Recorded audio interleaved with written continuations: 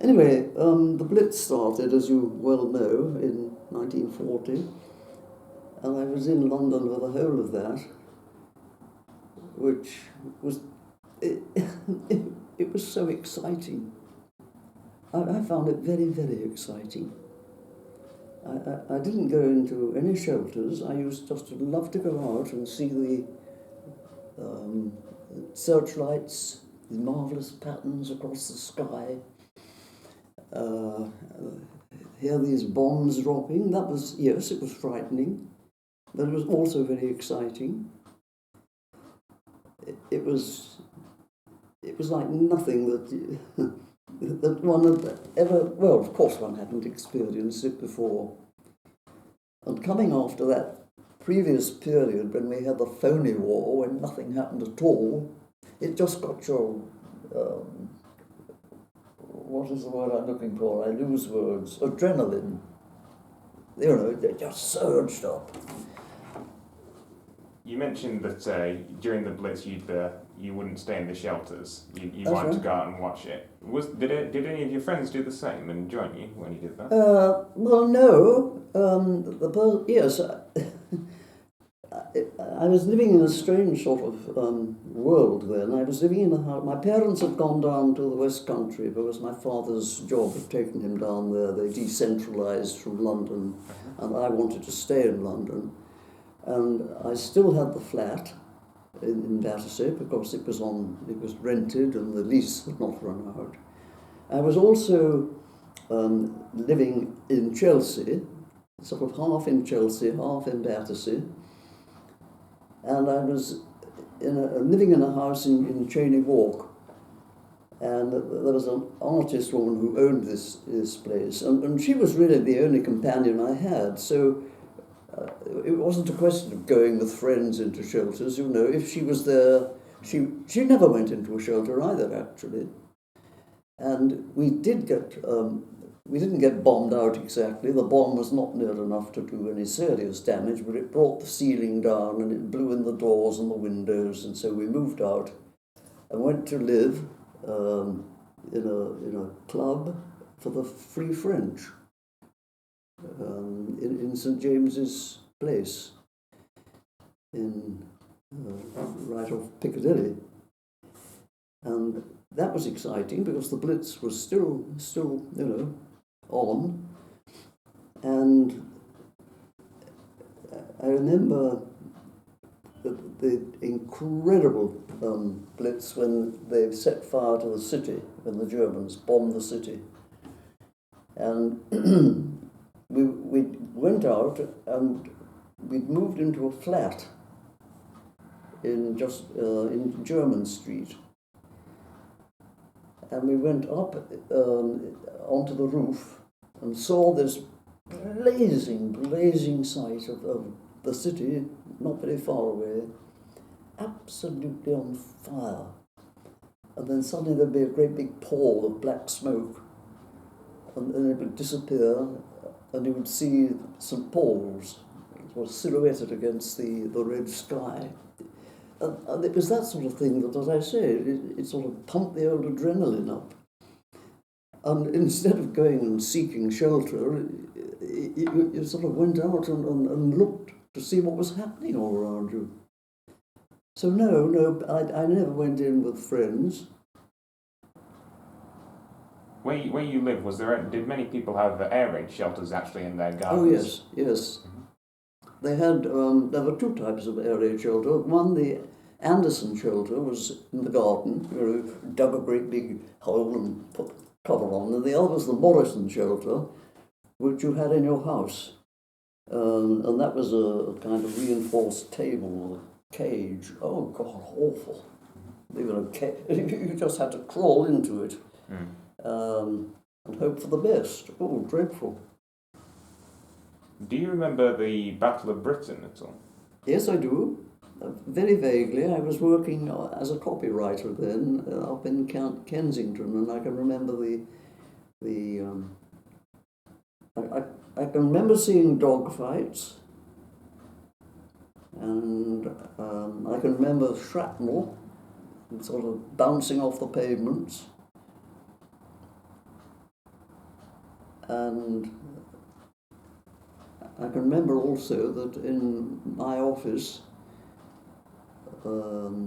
we used to leave the office and go over to the pub and seek shelter in the pub until the raid was over. I wasn't in that, I was in London, but I wasn't in that terrible sort of flight path that the aeroplanes came over.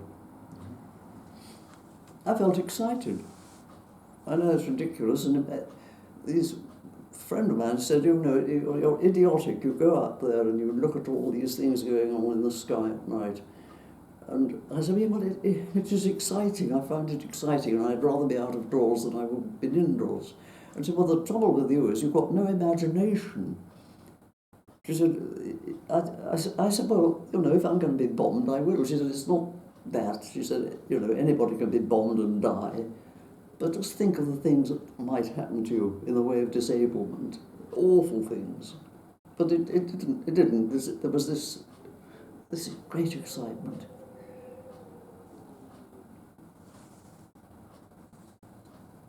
So, you mentioned that you never went in air raid shelters at all. No. Did you ever see what the interiors were like, though? It was.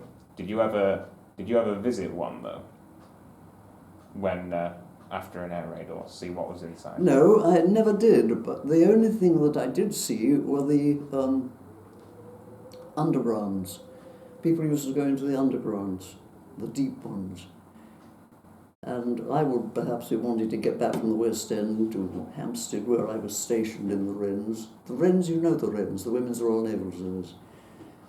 And you'd be treading over the feet of these people who used to go in there night after night. And it was such a dreary sight. You know, hundreds of people lying on the platforms. They used to bring their mattresses with them, and their thermos flasks, and their sandwiches. And then they would spend all night down in this really awful atmosphere. And of course, the awful things did happen. I believe there was one bomb which struck the entrance to the underground, and all these people were trapped down there. And then it wasn't, I think it may have been that night when they panicked, and a lot of people were killed in the crush trying to get out of the underground. I know one of my friends in Chelsea, she never went into shelters except to push a pram in which she had a great big urn, and she used to do this on her own bat and provide tea and coffee for the people in the shelter. She and her daughter used to go around pushing this thing. It was a wonderful atmosphere, you know, the sort of comradeship and camaraderie of all the people during that time. Did you ever see anyone behaving badly at all during the Blitz? No, never. And you kind of described this before, but I don't know if you could go in greater detail. When you were on the roof that night, you could see all of a large amount of London was ablaze. Could you describe what you saw in terms of the sky and the conditions and maybe the smells at all? Oh, no, I don't think I can. You've seen pictures of it. That's all one can. I mean, what can I say? It was, of course, it was all moving. You know, the flames and the smoke and the sound of the bombs falling. And we got quite a few of the incendiaries on the roof. I was on Simpson's roof at the time, in Piccadilly. And there were, all the rooftops were equipped with buckets and stirrup pumps. Everybody had these on their roof. And so if they fell, okay, we would go along and put them out. There was no great, no big deal. So was the sky actually red from all the fires? Oh, red, yes. And it was an incredible sight because it seemed so extensive. This brilliant orange, reddy orange, and the tremendous palls of smoke that would go over. Of course, the noise was terrific. The aeroplanes and the bombs and yeah. Could you actually see any of the bombers, or could No. you only hear them? No. No, I never saw anything dropping out of the sky.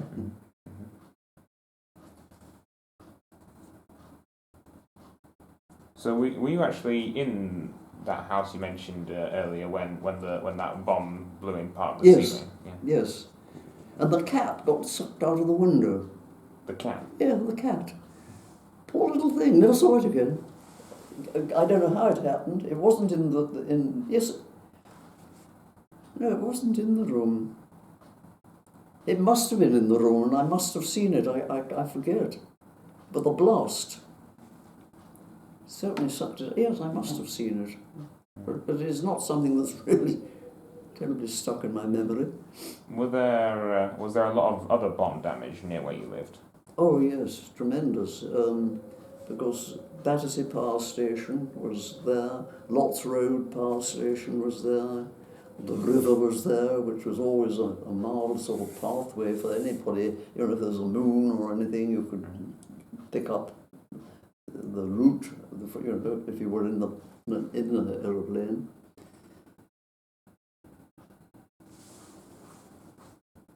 Just checking the battery on the camera, we've got plenty.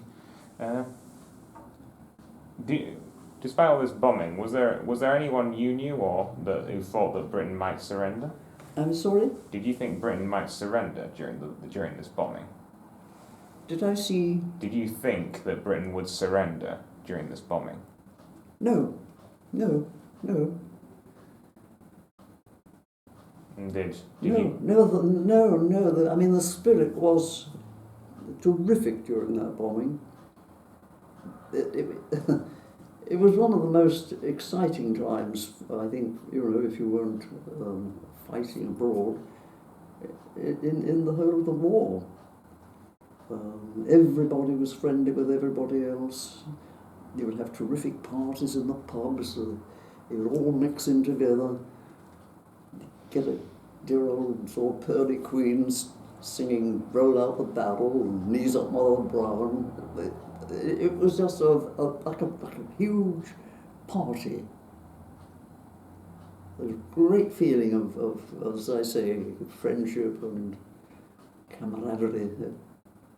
Did you ever attend any of those parties? Did I what? Ever go to any of those parties? Parties? You just mentioned with the songs and everything. Oh, in the pubs? Yes. Oh, yes, certainly I did. Yeah, I love them. What was your favourite song during that time? Oh, I think, you know, apart from "Roll Out the Barrel" and that sort of thing, "My Heart Belongs to Daddy," that was a great favourite of mine, and all those little Cole Porter songs, they were all just lovely. And who was your favourite wartime entertainer? Oh, I don't really know. Or which ones did you like? I used to go to concerts, can't remember the name of the pianist now. I liked classical music. I've always loved music, and so in those days the sound was not particularly good. Gramophone, you had a wind-up. We did have a radiogram, that was lovely. Nothing like the quality that it is now. But I used to listen to a lot of music. Symphonies, Mozart, particularly. Did you go to the cinema that much during the war? Well, not a lot, no. No, not a lot. There were theatres open. I went to one or two when I was in London. But I didn't do that a great deal. Used to do a lot of amateur dramatics, especially in the Wrens. Because before everybody started being demobbed, we had a lot of professional actors, actresses, producers. I mean, Laurence Olivier was in the Fleet Air Arm, and so was Ralph Richardson. And they would all take part in these amateur dramatic sort of societies that we had on the shore stations. And we had a great time. I loved that.